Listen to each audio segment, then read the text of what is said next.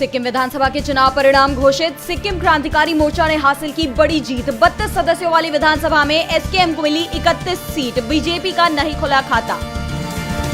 सिक्किम में 25 साल तक सीएम रहे पवन चामलिंग को मिली हार। चामलिंग की पार्टी सिक्किम डेमोक्रेटिक फ्रंट को मिली सिर्फ 1 सीट। चामलिंग भी हारे विधानसभा चुनाव। अरुणाचल प्रदेश विधानसभा चुनाव में बीजेपी की बड़ी जीत। बीजेपी को 60 सदस्यों वाली विधानसभा में 45 पर मिली जीत। 3 पर बनी हुई है लीड। राज्य में 10 सीटें पहले ही निर्विरोध जीत गई थी बीजेपी। बिहार में वोटिंग के बाद तेज हुआ राजनीतिक टकराव। पटना में बीजेपी कैंडिडेट रामकृपाल यादव पर फायरिंग। आरजेडी विधायक पर लगाया आरोप। पाटलिपुत्र सीट से उम्मीदवार है रामकृपाल। पश्चिम बंगाल में वोटिंग को लेकर विपक्ष के नेता सुवेंदु अधिकारी ने उठाए सवाल। अधिकारी का दावा, डायमंड हार्बर में 230 बूथों पर टीएमसी ने की गड़बड़ी। चुनाव आयोग से दोबारा मतदान की अपील।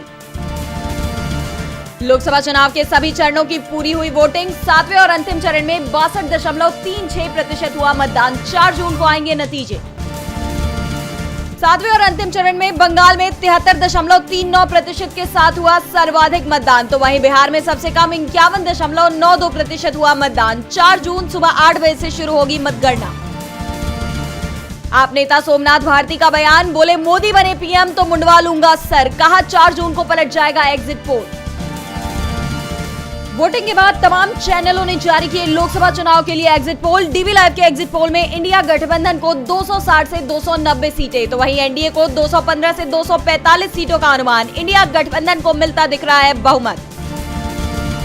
अधिकांश टीवी चैनलों के एग्जिट पोल में एनडीए को बहुमत। बीजेपी को बताया गया 300 के पार। विपक्ष ने उठाए सवाल।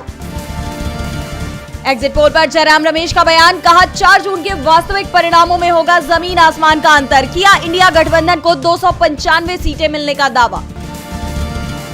संजय राउत ने एग्जिट पोल को बताया कॉर्पोरेट खेल। कहा यह सब पैसों का खेल, धनबल पर आप मन मुताबिक लिख सकते हैं आंकड़ा। किया इंडिया गठबंधन को 300 सीटें मिलने का दावा। आरजेडी नेता मनोज झा का एग्जिट पोल पर बयान, कहा 4 जून का करें इंतजार। बोले पीएम मोदी जीते तो होगी चिंता की बात। काउंटिंग से पहले कांग्रेस ने बुलाई बैठक। काउंटिंग पूरी होते तक मौके पर डटे रहने के कार्यकर्ताओं को दिए निर्देश। पार्टी का दावा, इंडिया को मिलेगा बहुमत। अखिलेश यादव का एग्जिट पोल पर बयान, कहा पोल में दिया गया 300 का आंकड़ा ताकि जाते जाते शेयर मार्केट से मुनाफा कमा सके भाजपाई। बोले भाजपाइयों के मुरझाए चेहरे बयान कर रहे हैं पोल की सच्चाई।